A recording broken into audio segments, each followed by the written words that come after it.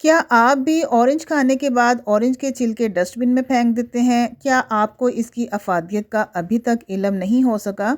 माल्टे के छिलकों के अंदर कुदरत ने विटामिन सी को कूट-कूट कर भरा हुआ है, जो हमारे स्किन के लिए, हमारे ख़ास तौर पर चेहरे के लिए बहुत ज़्यादा इफ़ेक्टिव है। अगर आप माल्टे का छिलका लेकर उसको फ़ोल्ड करके इस तरह हल्का-सा प्रेस करें, तो आप देखेंगे उसके अंदर से एक नेचुरल ऑयल निकलता है, एक नेचुरल जूस निकलता है। ये जो इसका ऑयल है ना, ये हमारी स्किन के लिए इतना कारआमद है कि अगर आप इसके फ़ायदे जानने शुरू करें तो एक लंबी लिस्ट बन जाती है। हमारे चेहरे के ऊपर जो डार्क स्पॉट्स होते हैं, पिगमेंटेशन होती है, दाग धब्बे होते हैं, हर तरह की प्रॉब्लम को ये सॉल्व करने के लिए बेस्ट है। माल्टे के ये बेकार छिलके हमारे चेहरे को ग्लो देते हैं, हमारे चेहरे को नीट एंड क्लीन करते हैं और आप 40 या 50 की एज में भी बिल्कुल 20 या 25 की तरह नज़र आएंगी, क्योंकि आपकी स्किन टाइट हो जाएगी, ब्राइट हो जाएगी और हर तरह की उसके ऊपर दाग धब्बे, इवन की झुर्रियाँ भी कंट्रोल हो जाएंगी। चलिए फिर रेमेडी को स्टार्ट करते हैं। अस्सलाम वालेकुम माय किचन क्वींस, कैसी हैं आप सब? वेलकम करती हूँ आपको किरण कुकोलॉजी में। सबसे पहले एक छोटा सा पैन ले लीजिए और एक माल्टे के छिलके काफ़ी होंगे, उसको छोटे छोटे टुकड़ों में आपने कन्वर्ट कर लेना है और पैन में डाल दें। साथ ही आधा या पौना कप उसमें दूध शामिल करना है।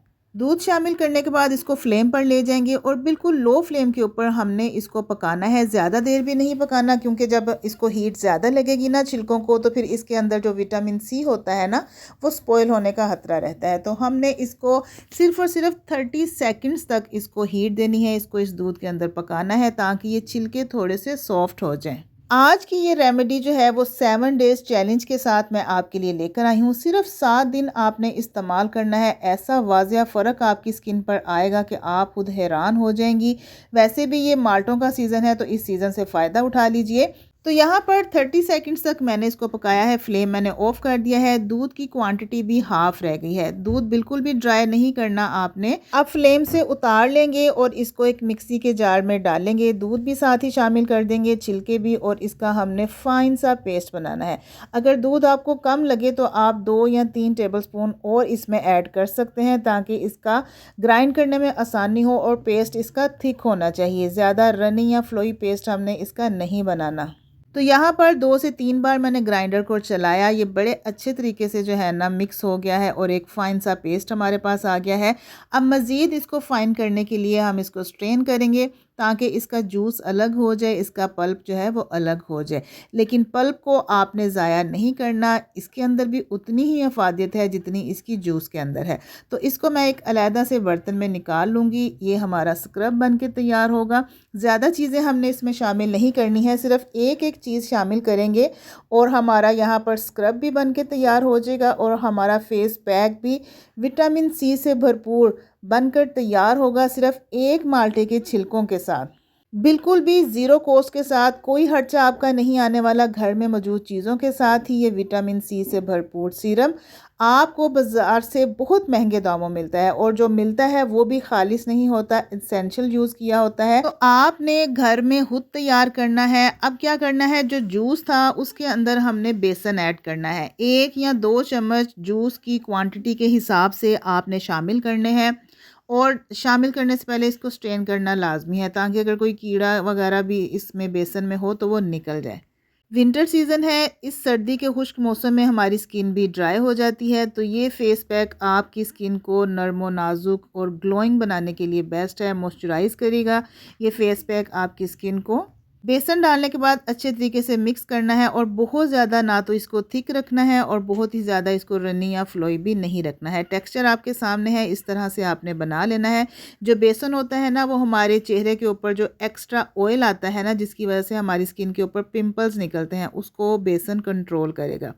अब ये जो पल्प है, इसके अंदर हमने शहद शामिल करना है। शहद खालिस होना चाहिए। हाफ टेबल स्पून जो शहद है वो हमने इस पल्प में शामिल करना है और इसको अच्छे तरीके से मिक्स कर लेना है। बस, इसके अलावा और कोई भी चीज़ इसमें शामिल करने की ज़रूरत नहीं है।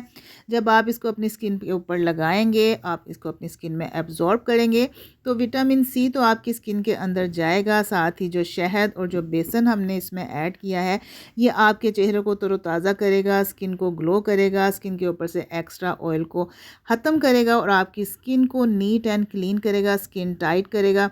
आपने इसको सबसे पहले जो बेसन वाला पैक है उसको आपने अपने चेहरे पे, हाथों पे, गर्दन पे, पैरों पे आपने मसाज करना है 10 से 15 मिनट तक। इसको अपनी स्किन में आपने एब्जॉर्ब कर लेना है। उसके बाद आप इसको वॉश कर सकते हैं। वॉश करने के बाद ये जो स्क्रब हमने बनाया है इसका आपने मसाज करना है। इसका भी हमने 10 मिनट तक मसाज करेंगे और इसको अपनी स्किन के अंदर एब्जॉर्ब करेंगे। सर्कुलर मोशन में मसाज करना है। उसके बाद आप इसको धो सकते हैं या स्पंज की मदद से साफ़ भी कर सकते हैं।